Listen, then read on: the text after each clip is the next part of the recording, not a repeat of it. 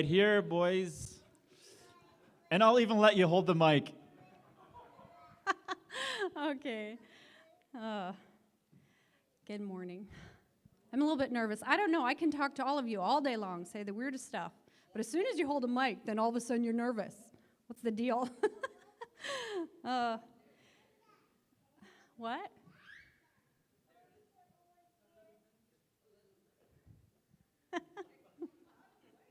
Oh, okay. Yeah. Just a little fear, right? So as I was thinking about what I wanted to say and share, one of the biggest things for me is that I've struggled with all my life. Not anymore. I'm free. But being so depressed and so afraid and needing to be in control and a lot of you have seen me at my ugliest. So y'all know what I'm talking about, right? And I wasn't going to cry, but who knows? We never know what's going to happen.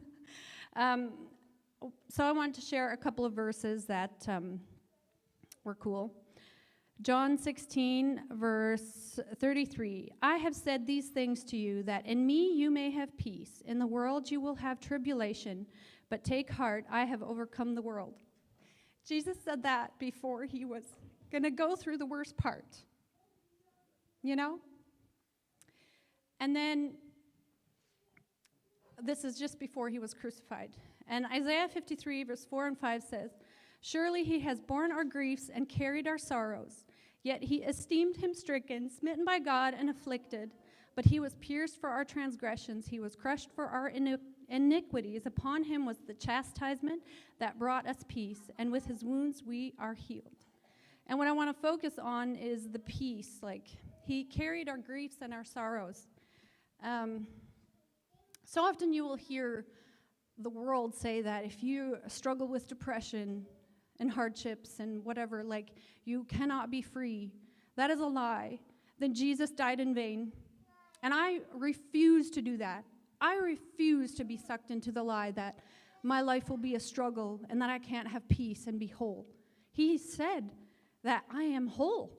I am complete. I don't have to live there.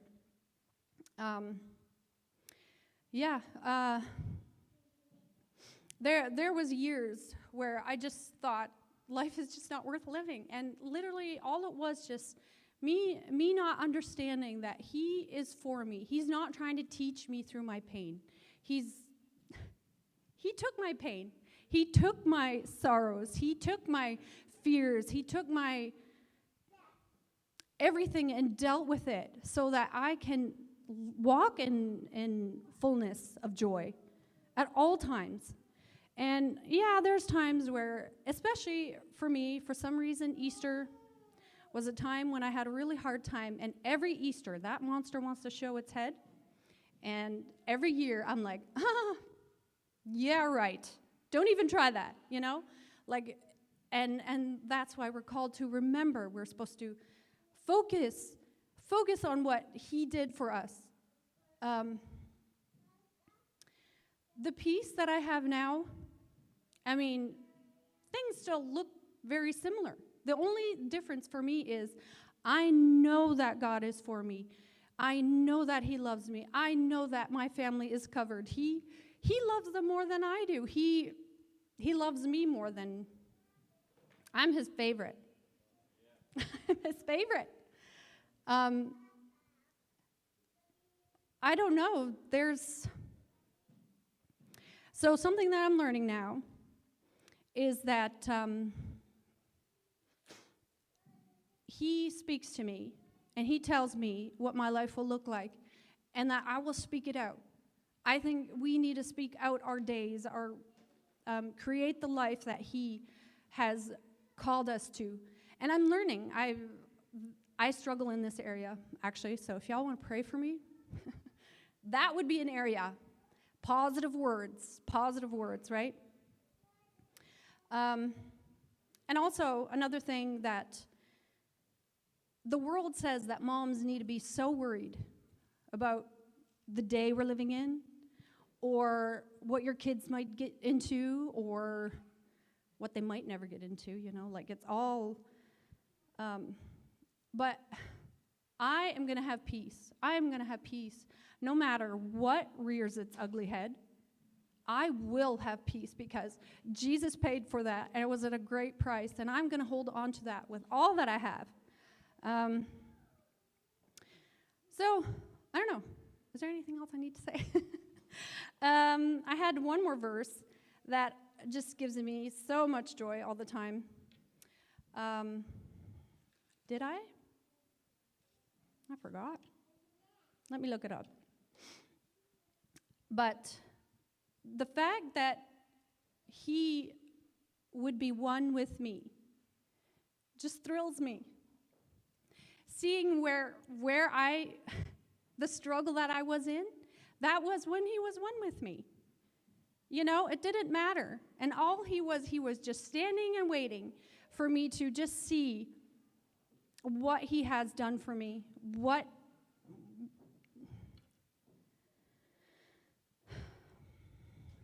Okay, now I don't even remember. Oh, dear.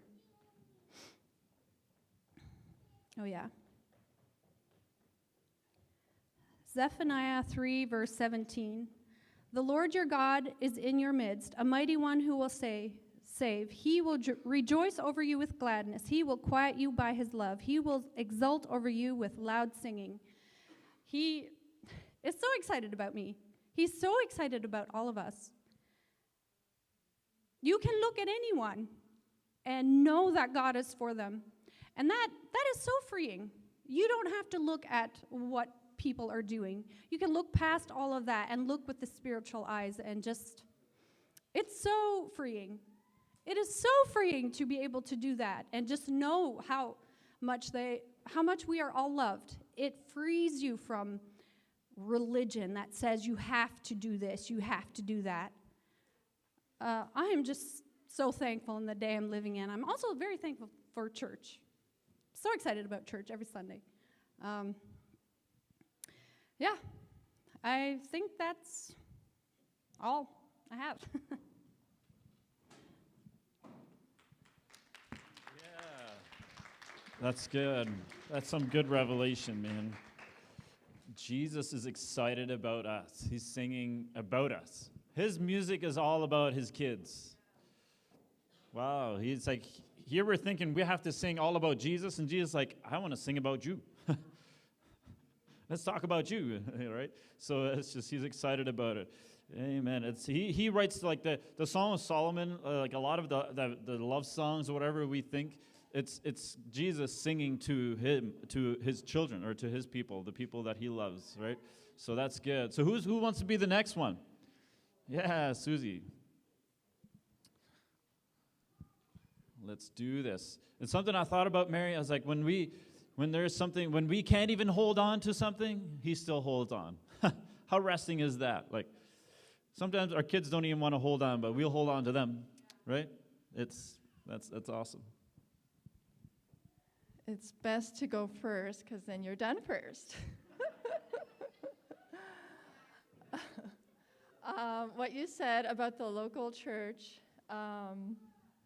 this church, I agree. It's a great place to go, and it's exciting to come. What was very interesting last year, I don't know if you guys ever listened to Kenneth Copeland Ministries. I love listening to him. Last year, his word for the year was the year of the local church. And we got our local church. I was like, oh my gosh. So the question was, what does the resurrection mean to you, right? Or should I just make up my own thing here? So what the resurrection means to me, heaven, the idea of heaven has always been amazing. Loving God has always been real, but when I discovered healing, I was like, that's the super to the good. So I was in a desperate situation where I'm not nervous at all, guys, okay?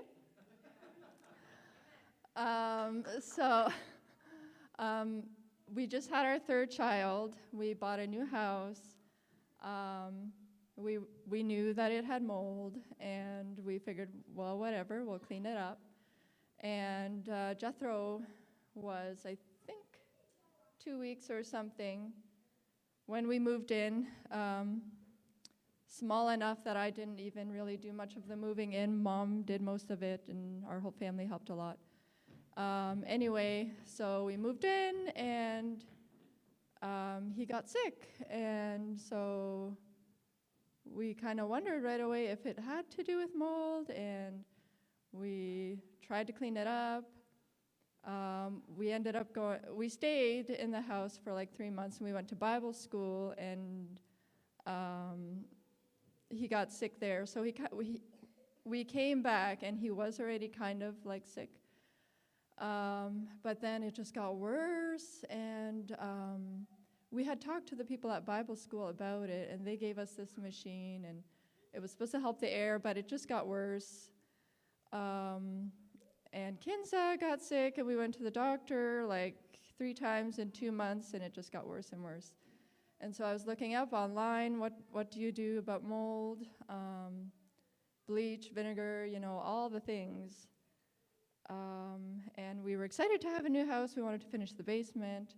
So we did all that work, and everything just like, when kids are sick, you just don't move forward. And so like our whole life seemed to revolve around the conversation about the mold in the house. Like everyone we talked to, how's life? Well, pretty good. We just bought a house, and we're dealing with mold, and we're trying to get rid of it. And I remember even going to the chiropractor. Any plans for the summer? Well, we bought a house, and it has mold, and we're trying to get rid of it. And then he said, that can kill you. And I had already read it all over online, mold can kill you. And so my head and heart was full of fear that Jethro would die. And he was like waking up at night and not getting air, like it would tighten, his lungs would tighten, and he couldn't breathe. Until I would calm him down. As soon as I could calm him down, and he would relax and fall asleep. But it was just always so much stress. And then I started getting so anxious that after I finally got him to go back to sleep, I wasn't breathing normal. So we moved out, we got a mold remediation company to do the job, and we moved in with Mom and Dad. And my mom told me about a wonderful man named Andrew Womack. Oh, I said it. So yes, he really is a wonderful man. If you don't know him, look up his messages, and really is. So I was really hesitant about the things that my mom was telling me. It just was so far off from everything I had ever learned, and I was well learned. I mean, I went to every Bible study that ever was in my reach, and every church service, and every prayer meeting, and every Bible school. One Bible school.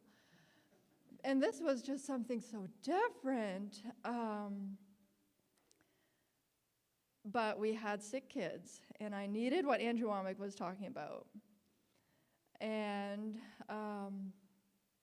so the one night we had gone out for a walk, and it was a bit cold outside, and that night, in the middle of the night, Jethro struggled again and wasn't getting air. So we were going to take him to the ER, and I figured, I'll just get Mom to pray, and let's try this thing out. And so I knocked on her door, and she came out, and she prayed a little different than I had ever heard. She laid her hands on his chest, and he was just crying and just struggling to get air. And she commanded his lungs to breathe and to just calm down. And he took like a deep breath and fell back asleep.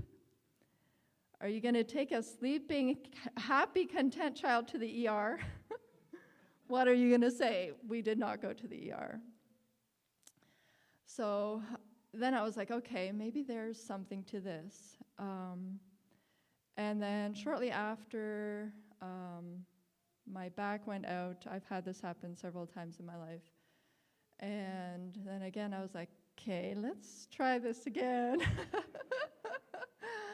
And so it was quite desperate because it was the weekend and chiropractors are not open on weekends usually. And we had the youth, we were youth leaders, we had to take the youth camping that weekend. And I said to Joel, we can't take the youth, I can't go like this. And so then I asked Mom to pray for me, and she put her hand on my back and told my spine to get in place. And then she said, it might not feel good right away, but just give it a little bit of time. And so I went to bed with a lot of pain, got up at night to go to the bathroom with a lot of pain. And then I woke up in the morning just kind of cautious and careful how I moved. And then I said, okay, God, I have a little bit of faith. And I got up and I just kind of moved back and forth and forward and backward. And I was moving with like very minimal pain. I felt it still a little bit. And I came upstairs and Mom asked, how do you feel? And I said, I think it's gone. I was like, just so, like, I had never had it go without a chiropractor ever before that.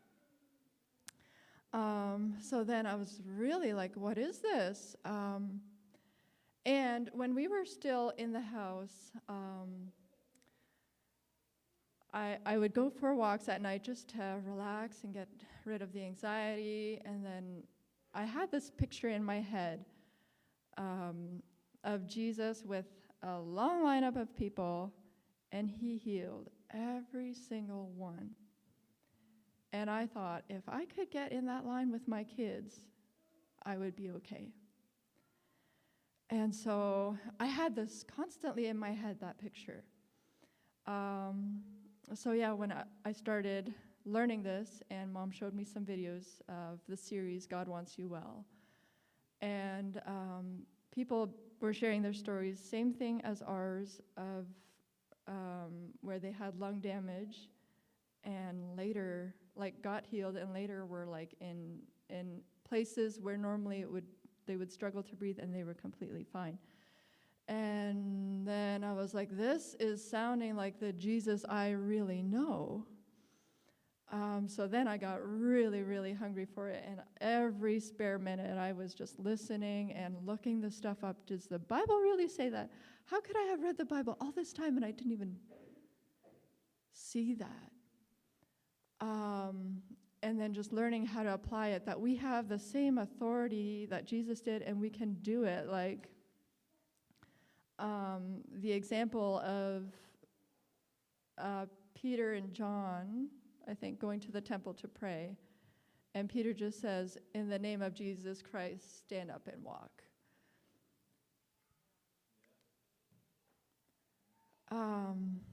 That's all in our ability. Jesus said, the same things that I do, you can do.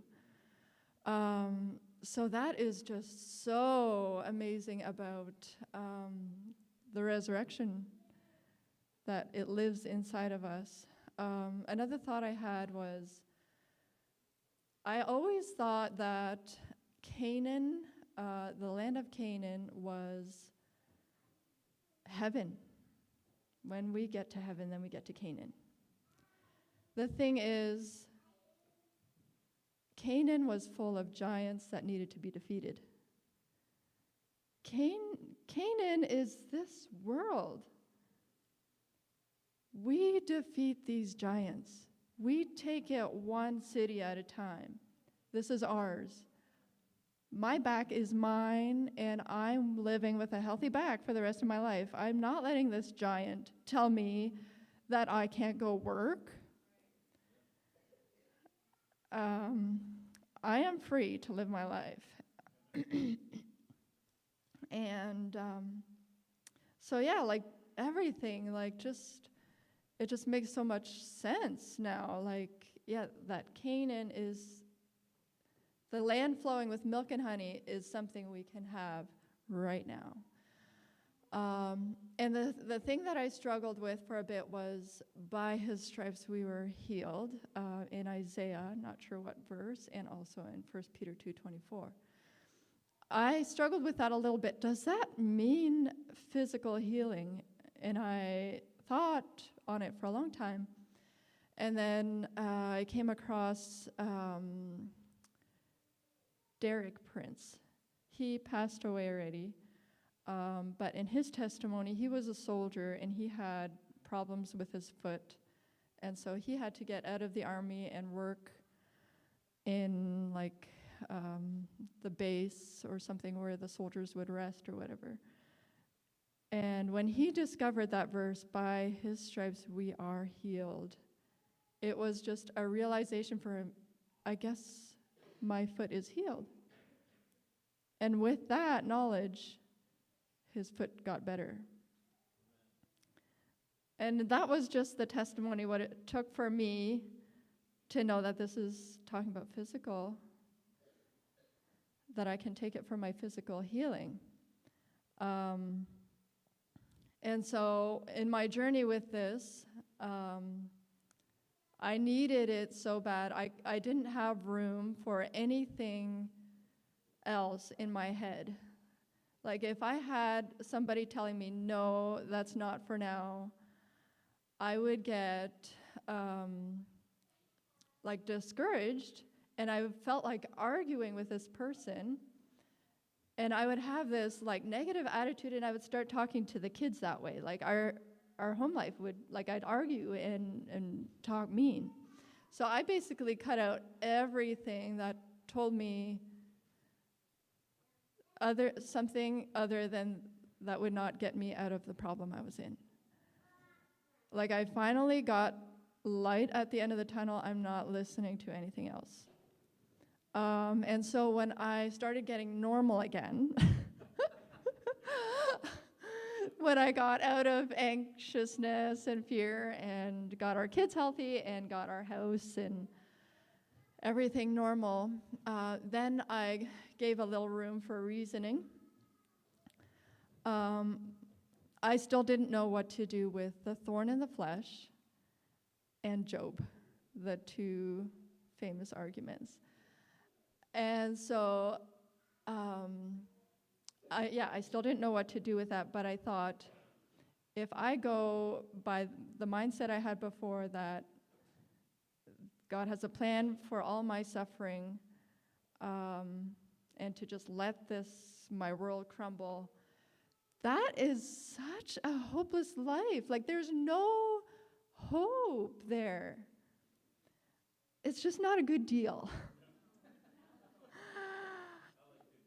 And so I'm like, I need to go where there's actually hope, where I'm getting somewhere.